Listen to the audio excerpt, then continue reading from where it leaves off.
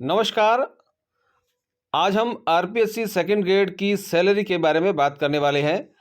और ये सैलरी है वो प्रोबेशन में और प्रोबेशन के बाद में कितनी रहती है, साथ ही इस सैलरी में कितनी कटौतियाँ किस मद में होती हैं, और इसके अलावा सेकंड ग्रेड टीचर को क्या बेनिफिट्स मिलते हैं, कितनी छुट्टियां मिलती हैं, कितनी सीएल, पीएल और मेडिकल इत्यादि मिलते हैं, इन सभी पर चर्चा करने वाले हैं।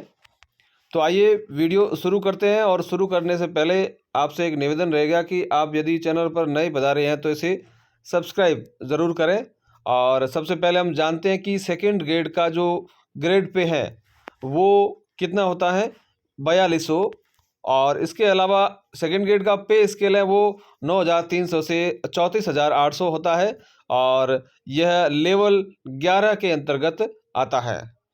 अब हम बात करते हैं प्रोबेशन पीरियड कितने वर्ष का होता है। इसकी अवधि है वो 2 वर्ष की है, और 2 वर्ष के दौरान एक फिक्स पेमेंट मिलता है और उसी से अभ्यर्थी को अपना गुजारा करना पड़ता है, और साथ में छुट्टियां भी है वो लिमिटेड मिलती हैं। तो आइए जानते हैं इसके बारे में कि प्रोबेशन के अंदर जो फिक्स पेमेंट है वो 26,500 रुपये मिलता है सेकंड ग्रेड के टीचर को।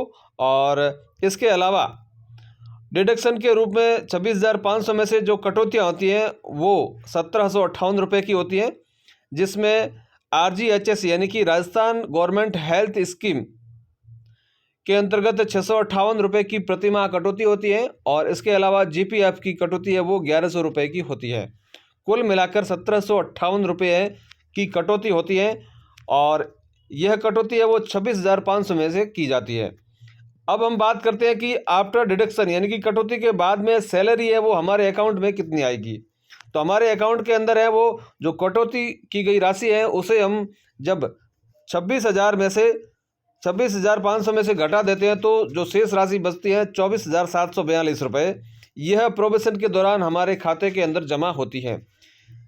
और अब हम बात करते हैं कि छुट्टियां कितनी मिलती हैं। तो इसमें सीएल ही मिल पाती है हमें, और जिनकी संख्या 15 है, और 15 दिन की हमें छुट्टी मिल सकती है सीएल।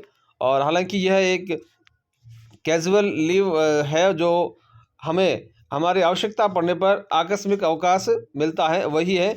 और यह हमारी आवश्यकता के अनुसार भी मिलता है, और डिपेंड करता है जो हमारा जो अधिकारी होता है या कहीं कि जो प्रिंसिपल होते हैं उन पर डिपेंड करता है कि यदि विद्यालय संचालन संभव है हमारे छुट्टी देने के पश्चात तो वो छुट्टी स्वीकृत कर सकते हैं, अन्यथा सीएल हमारा जो सीएल का जो अवकाश है वो उन पर निर्भर करता है हम ले पाएंगे या नहीं। इसके अलावा हम बात करते हैं प्रोबेशन के बाद में जो सेकंड ग्रेड की सैलरी है वो कितनी हो सकती है, उस पर बात करते हैं। और अभी जो वर्तमान परिदृश्य को देखते हुए हम जो सैलरी का है वो स्लैब आपके सम्मुख रख रहे हैं। ये अभी जो बेसिक है वो 37,800 रुपये होता है, और 37,800 रुपये का डीए मिलता है 38%। ये 38% है वो 37,800 का है, जो कि होता है 14,364 रुपये।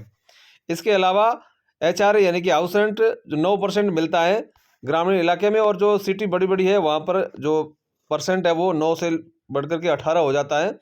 हमने यहाँ पर जो 9% का जो यहाँ पर एक स्लैब किया है कि ये 9% है वो 37,800 का 3,402 रुपये होता है।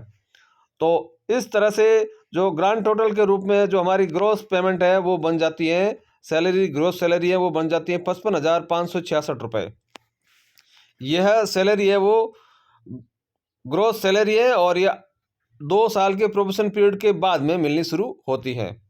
और अब हम बात करते हैं कि इस सैलरी में जो कटौतियाँ होती हैं वो किस मद में कितनी होती हैं। तो सबसे पहले इसमें आरजीएचएस की कटौती होती है 658 रुपये में, जिसमें हमें मेडिकल सुविधाएं मिलती हैं, और इसमें हमें 10 लाख तक की दवाइयाँ निःशुल्क मिलती हैं, जिसमें 20,000 ओपीडी के माध्यम से और शेष है वो आईपीडी के माध्यम से उपलब्ध होती है। इसके अलावा जीपीएफ है वह हमें 2100 रुपये की कटौती होती है उसमें, और ऐसा ही यानी कि स्टेट इंश्योरेंस में 2200 रुपये की कटौती होती है। तो ये जो स्टेट इंश्योरेंस की 2200 रुपये की कटौती है यह बढ़ करके 5,000 तक भी हो सकती है, लेकिन मिनिमम है वो 2200 रुपये है। तो ये टोटल है वो 4,958 रुपये की कटौती हो जाती है। और जब कटौतियाँ हो जाती है तो आफ्टर डिडक्शन सैलरी है वो हमारे अकाउंट में आती है। जो ग्रोस पेमेंट है यानी कि 55,566 है, उसमें से जो कटौतियाँ हैं 4,958 रुपये वह माइनस हो जाते हैं और हमारे अकाउंट में 50,608 रुपये जमा हो जाते हैं। तो यह प्रोविज़न के बाद में फुल सैलरी है वो हमारे अकाउंट में आती है, उसके बारे में आपको जानकारी दी है। इसके अलावा हम बात करते हैं कि हमें सेकंड ग्रेड में क्या बेनिफिट्स होते हैं आफ्टर प्रोबेशन पीरियड के। तो इसमें हमें CL 15 मिलती है, इसके अलावा PL भी मिलती है हमें 15 और HCL वो मिलती है 20 और ये डे नाइट में काउंट होती है। इस तरह से हम कह सकते हैं कि 10 दिन की ये जो मेडिकल है वो मिलती हैं। और इसके अलावा जो और बेनिफिट्स हैं वो इंक्रीमेंट हर साल होता रहता है जुलाई के महीने में। इसके अलावा DA भी बढ़ता रहता है हमारा, वर्तमान में 38% है और यह जनवरी और जुलाई दोनों महीनों में बढ़ता रहता है। और इसके अलावा HR यानी कि हाउस रेंट भी हमें मिलता है।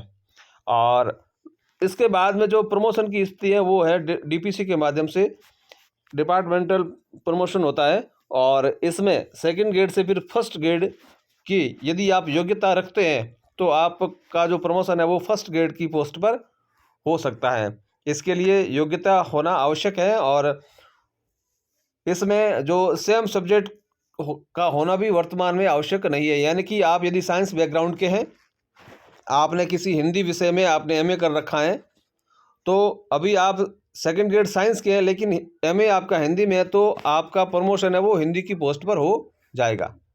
तो जो बाध्यताएं हैं, बीच में जो बात चली थी वो बाध्यताएं अभी वर्तमान में लागू नहीं है और प्रमोशन में अभी कोई बाध्यता नहीं है। आप किसी भी विषय में किसी भी विषय के सेकंड ग्रेड है और किसी भी विषय में भी यदि आपने कर रखी है MA, तो उसमें आपका प्रमोशन वैकेंट सीटें होने पर हो जाता है समय आने पर। तो ये जो सारी जानकारी थी सेकंड ग्रेड की प्रोबेशन के पीरियड में जो सैलरी है उसके बारे में और आफ्टर प्रोबेशन कितने पेमेंट मिलेंगे उसके बारे में। आप सभी ने बड़े धैर्य से इस वीडियो को देखा, इसके लिए आपका बहुत बहुत धन्यवाद। और अंत में एक गुजारिश रहेगी, यदि आपने चैनल को सब्सक्राइब नहीं किया है तो इसे सब्सक्राइब जरूर करें। फिर मिलते हैं एक नए वीडियो में। जय हिंद।